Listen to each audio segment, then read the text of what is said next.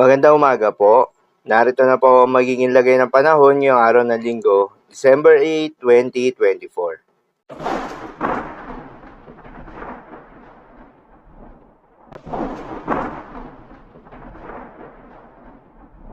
Sa kasalukuyan na tayo sa pag-asa, patuloy na nakakaapekto itong shear line o yung salubungan ng malamig na hangin at mainit na hangin sa may eastern section ng Northern Luzon. Dahil dito asahan yung maulap na kalangitan na may kalat-kalat na mga pagulan at isolated thunderstorms.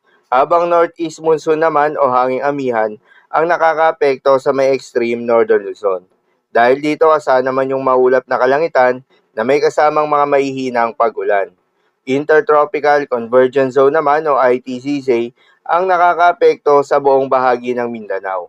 Dahil dito asahan naman yung maulap na kalangitan na may kalat-kalat na mga pagulan at thunderstorms.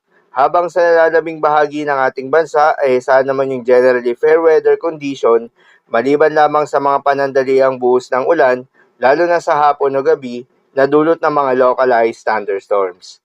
Magandang balita naman dahil ayon sa pag-asa ay wala tayong binabantayan na low pressure area o bagyo sa loob o malapit sa Philippine Area of Responsibility na maring makaapekto sa ating bansa.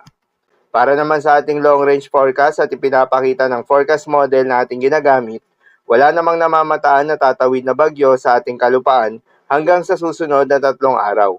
Ngunit asahan pa rin na magpapatuloy ang epekto ng northeast monsoon sa may extreme northern Luzon, shear line naman sa may eastern section ng Luzon at intertropical convergence zone naman sa may Visayas at Mindanao. Paalala lamang po na ang mga nasabing forecast ay posible pa pong magbago. Kaya naman patuloy lamang magantabay sa mga update nating ilalabas at ng pag-asa. Para naman sa magiging lagay ng panahon ngayong araw ng Linggo, dahil nga sa epekto nitong shear line, asahan sa mainland Cagayan, Isabela at Apayao ang maulap na kalangitan na may kalat-kalat na mga pagulan at isolated thunderstorms. Posible ang mga pagbaha o pagguho ng lupa dahil sa katamtaman hanggang sa kung minsan ay malakas na pagulan.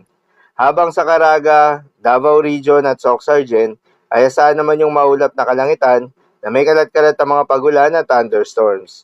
Dulot naman yan ng Intertropical Convergence Zone. Posible rin ang mga pagbaha o pagguho ng lupa dahil sa katamtaman hanggang sa kung minsan ay malakas na pagulan. Habang sa nalalabing bahagi ng Mindanao ay asahan naman yung bahagyang maulap hanggang sa maulap na kalangitan na may kalat-kalat na mga pagulan o thunderstorms. Dulot pa rin yan ng Intertropical Convergence Zone. Posible rin ang mga pagbaha o pagguho ng lupa during severe thunderstorms.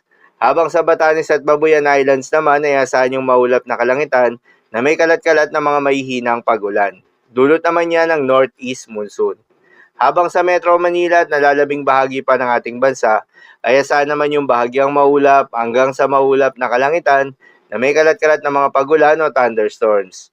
Dulot naman yan ng mga localized thunderstorms. Posible rin ang mga pagbaha o pagguho ng lupa during severe thunderstorms. Madalas nabobo ang mga thunderstorms na ito tuwing hapon o gabi na nagtatagal ng 1 hanggang 2 oras. Kaya naman ingat sa mga posibleng banta ng pagbaha o pagguho ng lupa.